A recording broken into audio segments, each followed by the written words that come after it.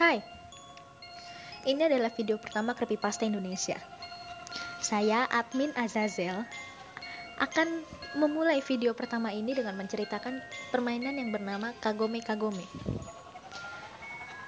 Permainan ini dikenal oleh anak-anak di Jepang.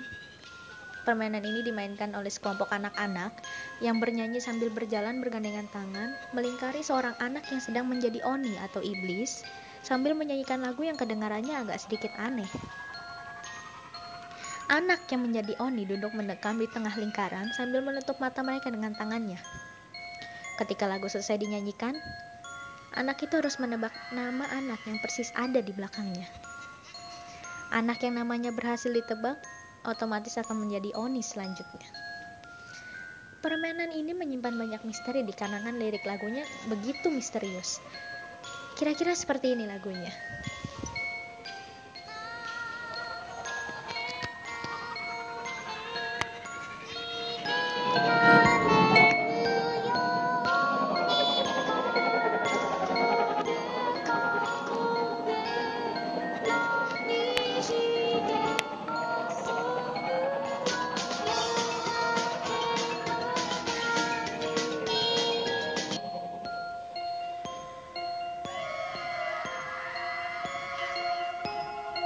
Dan salah satu kisah tragis yang terkait dengan lagu ini adalah kisah anak-anak panti asuhan di Jepang yang menjadi objek eksperimen berbahaya para ilmuwan Nazi.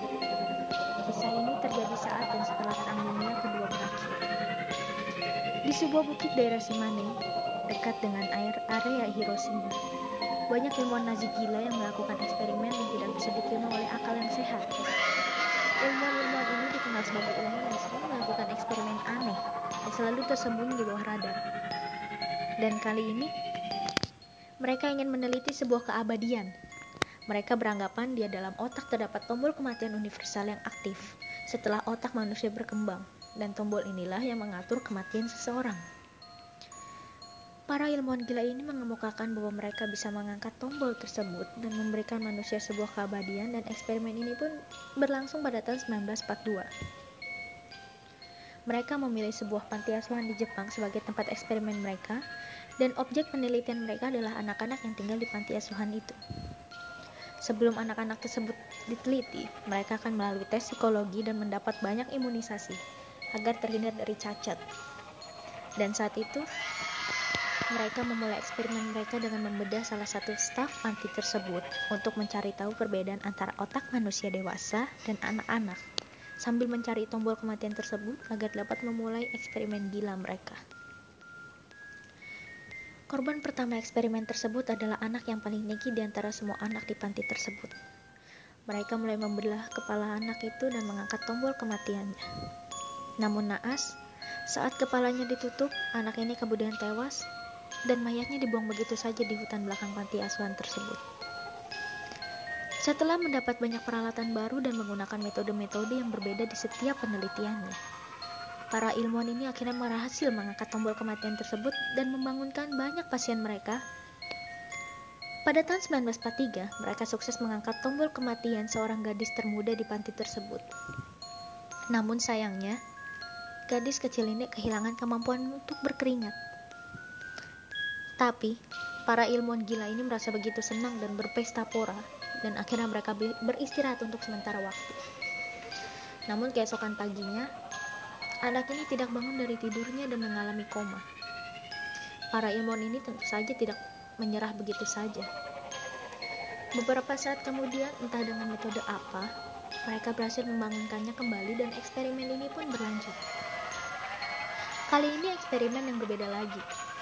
Mereka berencana untuk mengamputasi tangan dari salah satu anak dan menggantinya dengan tangan buatan yang rencananya akan dikirim dari Moskow.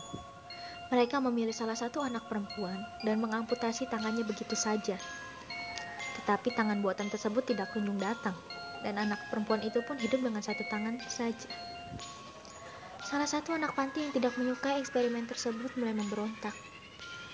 Ia mencuri dan menghancurkan catatan, peralatan, dan merusak ruangan penelitian mereka. Dibandingkan umurnya yang masih 8 tahun, ia mengakibatkan banyak kerusakan yang tidak sesuai dengan ukurannya. Ilmuwan senior pun begitu memandang hina dirinya. Namun mereka tak melakukan apapun agar tidak menimbulkan kecurigaan. Mereka malah menyuruh tentara Nazi untuk menghabisinya. Bocah kecil tersebut secara brutal dipenggal oleh bayonet tumpul dan mayatnya tidak dikuburkan. Mayatnya dibuang begitu saja di hutan belakang panti itu. Dan para tentara mengatakan kepada penjaga anak-anak panti bahwa ia telah menemukan keluarga yang baru. Para ilmuwan tersebut melanjutkan eksperimen mereka dengan anak-anak yang sudah dibedah sebelumnya untuk mencoba metode baru mereka. Menyedihkan. Tak ada satupun dari mereka yang selamat. Pada beberapa anak, ada yang kehilangan dahinya, dagu, dan lidahnya diangkat. Dan ada yang setengah kepalanya hilang. Tragisnya, semua percobaan ini tanpa menggunakan obat anestesik saat anak-anak malang ini dibedah.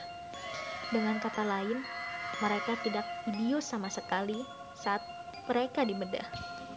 Bayangkan saja bagaimana rasa sakit yang dialami mereka, dan bagaimana jeritan mereka. Setelah apa yang mereka lakukan pada anak-anak, para ilmuwan ini malah berpendapat bahwa eksperimen ini tidak bekerja pada anak-anak. Sehingga mereka pun memilih beberapa penjaga anak-anak panti yang umurnya cukup lebih dewasa dibanding anak-anak sebelumnya. Mereka mulai membedah penjaga anak-anak tersebut, dan mengejutkannya, mereka semua selamat dan bertahan. Saat eksperimen itu sedang berjalan, beberapa ilmuwan diperintahkan untuk melihat kondisi dan sikap anak-anak yang masih bertahan. Disinilah hal-hal aneh yang mulai terjadi. Di jurnal salah satu ilmuwan tertulis, awalnya mereka terlihat normal-normal saja seperti anak-anak lainnya, bermain dengan ceria, belajar dengan normal. Tapi jika mereka terpisah dengan kelompoknya, mereka seperti hilang. Mereka mondar-mandir tidak jelas dengan senyum kosong di wajah mereka. Mereka selalu akan menatap langsung kepadamu. Dan jika mereka didekati dari belakang, mereka akan berbalik secepat kilat, dan kau dapat melihat ekspresi yang jahat di wajah mereka yang akan membuatmu gemetar. Namun, kau akan menyadari mereka hanya sedang membuat senyuman manis di wajah mereka lagi. Hal lain yang rasanya seperti mengikuti kami hanya pada saat kami sendiri. Setelah selesai dengan ketikanku dan menuju ruanganku, seringkali aku dikejutkan oleh salah satu anak yang berdiri beberapa meter di lorong gelap dan memandangiku. Ketika aku beranjak menuju ruanganku, ia mengikutiku.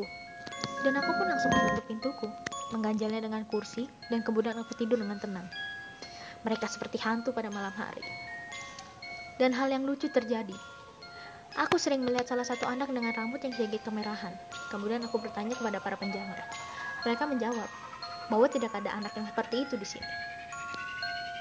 Mereka juga sering bermain bahkan sebelum kami datang. Aku tidak memiliki banyak pengetahuan tentang Jepang, tapi nama permainan itu sepertinya kagome. Berdasarkan jawaban salah satu translator kami, beberapa anak mengelilingi salah satu anak yang duduk di tengah.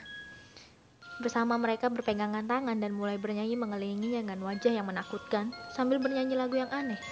Kau akan kalah jika kau curang. Setelah berbicara dengan mereka, aku melihat sepertinya mereka lebih banyak melamun, pelupa, dan terkadang pandangan mereka kosong. Seolah-olah eksperimen itu menghapus memori mereka. Tapi sepertinya bukan jenis lamunan yang polos, namun lebih jahat. Mereka akan melihatmu dengan pandangan mata yang lebar dan bertanya padamu pertanyaan yang sebenarnya telah mereka ketahui sebelumnya. Salah satu anak pernah bertanya padaku, "Kapan nenekmu meninggal? Apa benar ia meninggalkan sebuah jam tangan berlapis emas?" Rasanya gila, tapi aku menjawabnya dengan jujur, "Iya." Pada awal tahun 1945, saat Hiroshima dibombardir musuh dan Jerman terkena denda, eksperimen itu dihentikan. Orang-orang Jerman itu mulai membereskan alat-alat mereka. Sebagian dari mereka sudah ada yang pulang karena mental mereka yang hampir gila menghadapi sikap anak-anak tersebut. Hingga hanya tersisa 4 ilmuwan. Setelah mengirim peralatan mereka yang terakhir, para ilmuwan itu menganggap mereka harus berpamitan dengan para penjaga anak-anak tersebut, dan mereka pun melakukannya. Dan yang membuat salah satu ilmuwan ketakutan, kepala penjaga tersebut mengatakan dalam bahasa Jerman yang sangat fasih, "Maukah kalian bermain satu permainan terakhir dengan kami?" 3 dari mereka setuju, dan mereka memulai permainan tersebut. Para ilmuwan itu mulai menutup mata mereka, dan anak-anak beserta penjaganya mulai mengelilingi mereka. "Sekarang, jika kau curang, kau kalah."